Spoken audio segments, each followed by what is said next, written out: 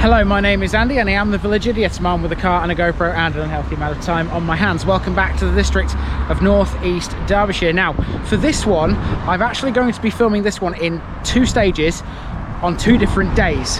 And there's a reason for that, and that's because if I turn the camera around, you might not be able to see what I'm looking at. Certainly, it's a long way away.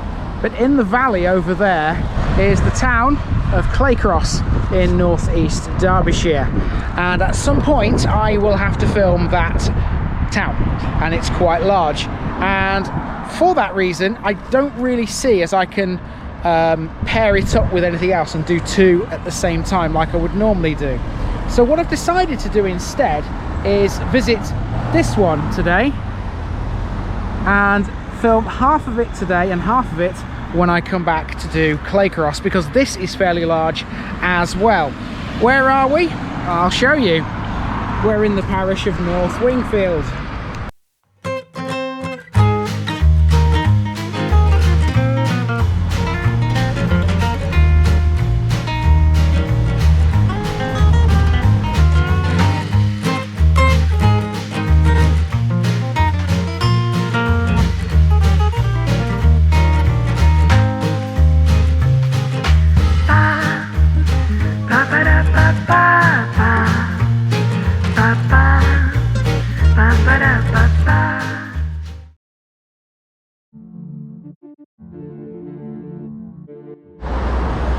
Welcome to North Wingfield.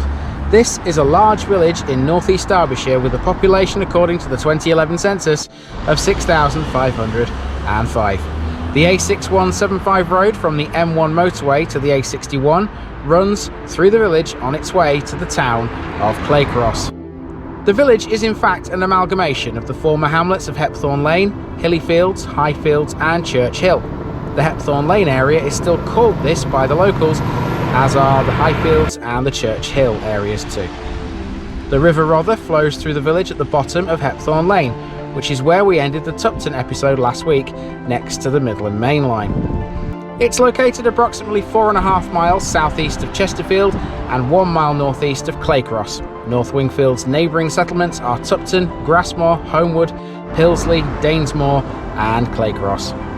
North Wingfield is quite a distance away from its counterpart, South Wingfield, which is around 11 miles to the south. It's even in a different district. South Wingfield is a parish within Amber Valley. North Wingfield and South Wingfield used to meet somewhere near Higham historically. It used to be much larger than it is today. It included the present-day parishes of Pilsley, Tupton and Stretton, and even the town of Claycross. During the Domesday Survey in 1086, the manor of North Wingfield was recorded as Winfelt, spelt W-I-N-N-E-F-E-L-T. At that time, the manor was in the possession of Walter D'Aincourt. The name eventually became shortened to Deancourt, which was used by the village's secondary school, Deancourt Community School, from 1953 until it closed in 2010. Both North Wingfield and South Wingfield have forms of the same place name, formed from Win, which means pasture, and Feld, which means open land. The earlier forms of each are not distinguished, but in 1284 a Middle English form of South Wingfield occurs. North Wingfield is found in Anglo-Saxon records, whilst the records of South Wingfield begin with the Domesday Book. Located in the former coalfields, the village was served by collieries for most of its recent history. Now, partly due to its location near the M1 and its school, the village has experienced an influx of residents in recent years, and many housing developments have taken place. Until the beginning of the 20th century, North Wingfield remained a cluster of small farming hamlets, and since the coming of the coal and engineering industries, nearly 3,000 homes have been built here, and it's still expanding, as we'll see at the end of this very video. For the average house in North Wingfield, you'd be expected to stump up around £161,000. In terms of demographics, North Wingfield is 98.6% white British, although there is a small Asian community here, making up a majority of the remaining 1.4%. The population is spread over an area covering just over 5 square kilometres, which gives it a population density of 1,275 per square kilometre. Well, one thing you will definitely discover if you come here is how hilly North Wingfield is. Claycross sits in the valley below this, and in fact, if you drive from where St Lawrence's Church is down into that valley, it's quite steep. You get a great view of the area around North Wingfield. It certainly is the best place for St Lawrence's Church to stand, right on top of a hill. Wingfield has a connection, albeit very tenuous, to the East Riding of Yorkshire. There used to be a ferry across the River Humber which was called the PSS Wingfield Castle. This was a paddle wheel ferry launched in 1934, and its job was to ferry people across the Humber from East Yorkshire to what is now North Lincolnshire and back again for 40 years. But the ferry service ended when the Humber Bridge opened in 1974, and you can now find the ship in Hartlepool, and it's part of Hartlepool's maritime experience. So here outside the Blue Bell you can actually see Chesterfield's Crooked Spire. I will have to get the phone camera out and zoom right in because it's a heck of a long way away. It's over there, trust me, I can see it. You won't be able to at this distance, but the next shot you see will show the Crooked Spire zoomed in on my camera phone.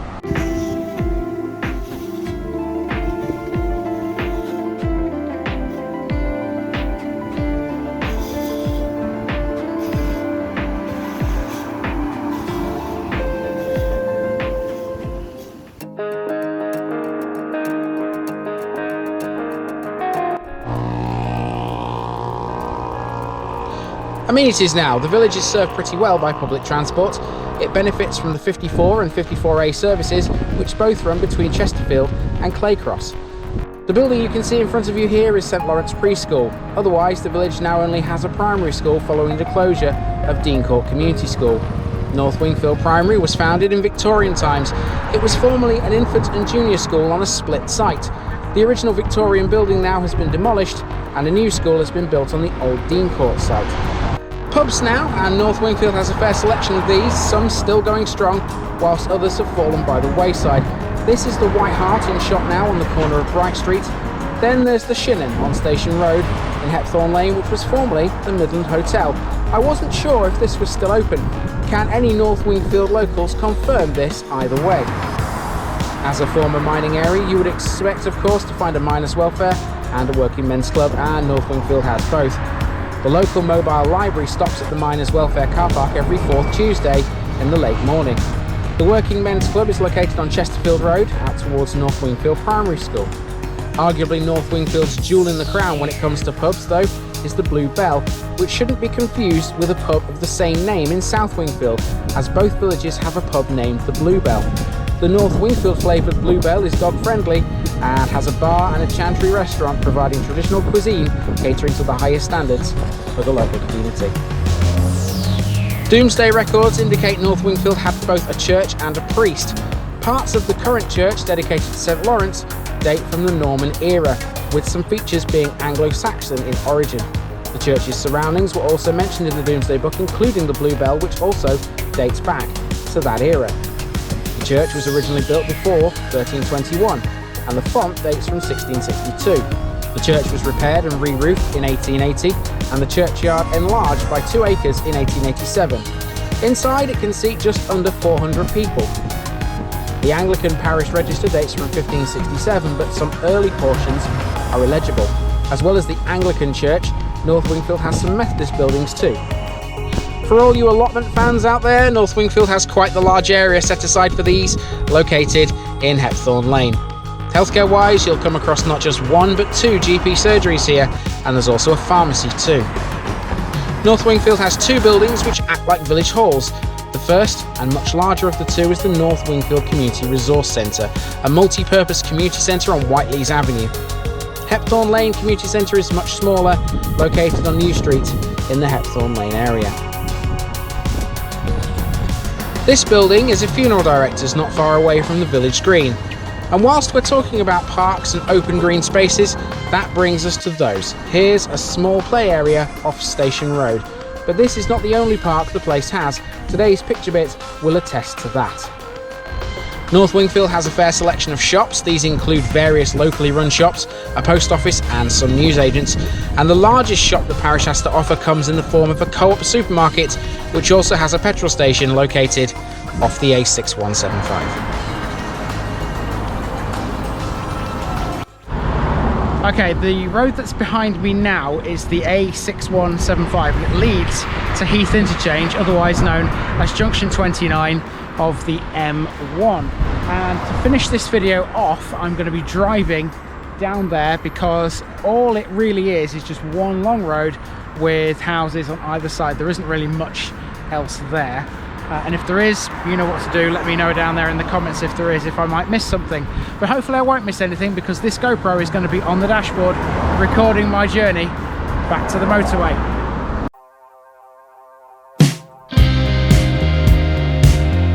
Before we go for a little drive, here's some of North Wingfield's most interesting features. The original village centre was situated around the White Hart and Bright Street, which is now a designated conservation area. Elm Farm, also known as the Elms, is a Grade 2 listed house located on Bright Street. It was built by the Clay family around 1720. Elm Farm had fell into a state of disrepair over the years, but in 2011 work started to bring the building back to its former grandeur. One of its former owners was a Mr. Joseph Bright, and that's where the name Bright Street comes from.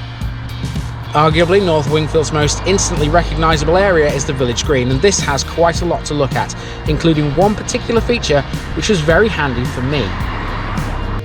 How about this on the village green here in North Wingfield? This post tells you pretty much everything you need to know about North Wingfield Parish. It's got 3 sides to it and 3 plaques to it, and going around them in order, let's have a look at this one first. This one is the Battle of the Village Green. I've taken a shot of each of these so you can read what they all say. On this side we have a little bit of information about North Wingfield and the manor, and a load of listed buildings that you can find here in North Wingfield too. Again, there's a picture of that as well, a shot of that. And then on this side we have the history of the industry here in North Wingfield Parish. Again, there's a shot of this, and it's everything from agriculture down to the times of the mines.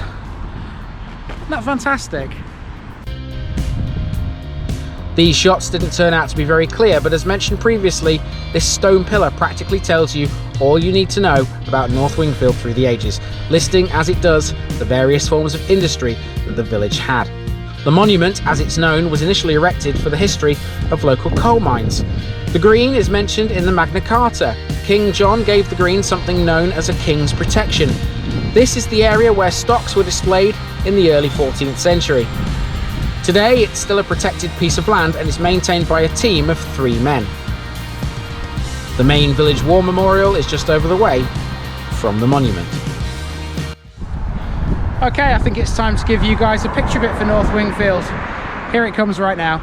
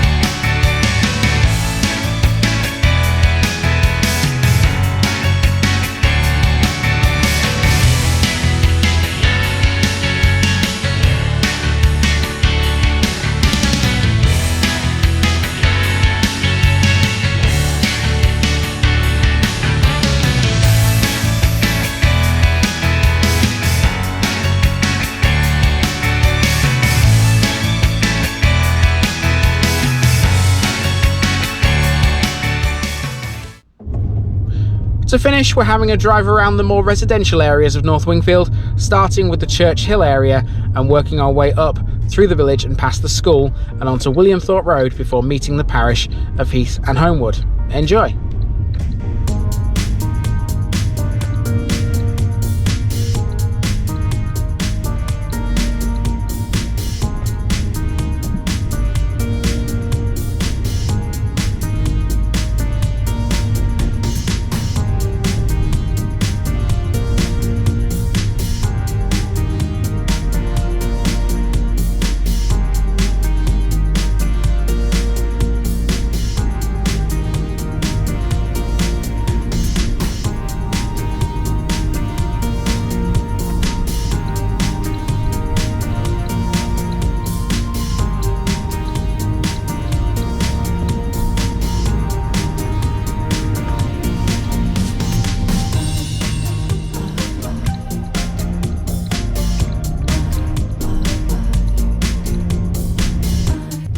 I briefly stopped the car just here outside a former pub. This is the Gate Inn.